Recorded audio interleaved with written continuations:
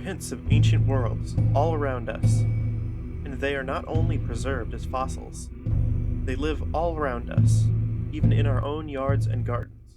Plants. Many plants have surprisingly ancient origins. More so than animals, many plants have survived for vast amounts of geologic time and can connect us to worlds gone by like nothing else. In this new series, I'll be exploring the ancient origins of these leafy time travelers and hopefully helping you to gain a greater appreciation for our elder organisms, the plants. Today's prehistoric plant I'll be discussing is my personal favorite, the mighty tulip tree, genus Liriodendron. Genus name Liriodendron means lily tree in Latin, and it consists of two modern species, Liriodendron tulipifera, native to eastern North America, and Liriodendron chinense, native to eastern Asia. These behemoths of the magnolia family can grow up to an impressive 191 feet tall, and live for well over 300 years. This longevity surely aiding them in surviving to the present day. Indeed, genetic evidence suggests that the genome of tulip trees hasn't changed much in over 100 million years. The earliest fossils of Liriodendron date to about 98 million years ago, the Cretaceous-age Dakota sandstone of Kansas and Nebraska.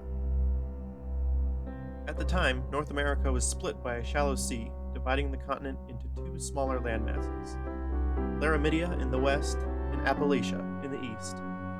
These earliest tulip trees would have grown somewhere near the coast of the Appalachian side, probably occupying much of the same territory as they do today, as later fossils from the Cretaceous of New Jersey demonstrate as well.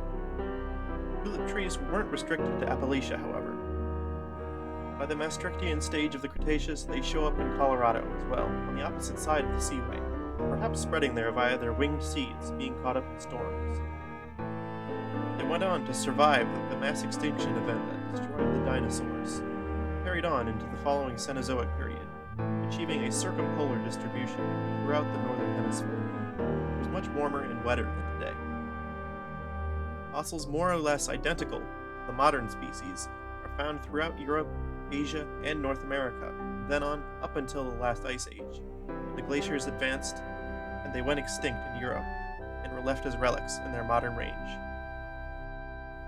Tulip trees prefer sun instead of shade, and seedlings generally start out life in disturbed habitats like forest edges, tree fall gaps, and old fields where there is abundant sunshine.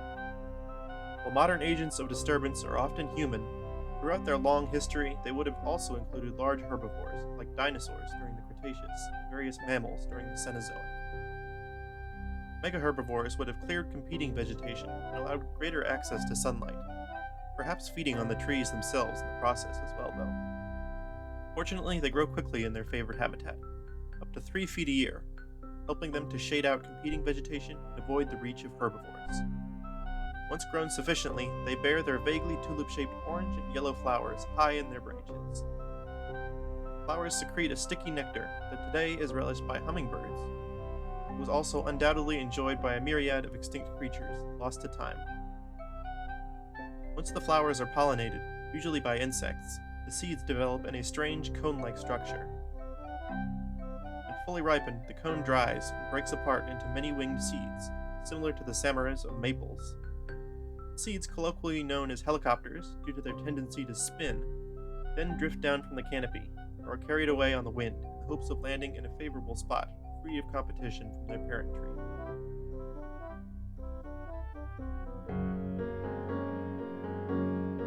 Now, aside from managing to survive to live alongside us, what other connections might we have with these marvelous relics? Native Americans and early pioneers alike favored these trees for use as dugout canoes, carving them from their tall, straight trunks, and also using their fibrous inner bark to make string and rope. Today, their wood is known as tulip wood or yellow poplar, and is used in furniture, plywood, and pulpwood, and they are often grown in yards and gardens for their beauty. They thrived alongside the dinosaurs, survived one of Earth's major extinction events, and still grace us with their majesty today. If you ever get the chance to appreciate a specimen, or hopefully even a grove of these primeval giants, remember that what you are taking in is but a fragment of ancient worlds that has floated down to us along the vast stream of time. Take a moment to imagine some of Earth's former inhabitants among them. Perhaps a Tyrannosaurus snoozing under one in the afternoon shade, or a Triceratops munching on their leaves. Be in awe of these prehistoric plants. Thank you so much for watching. If you enjoyed, please consider subscribing, liking, commenting, and sharing the video to help support more content like this. Until next time, farewell.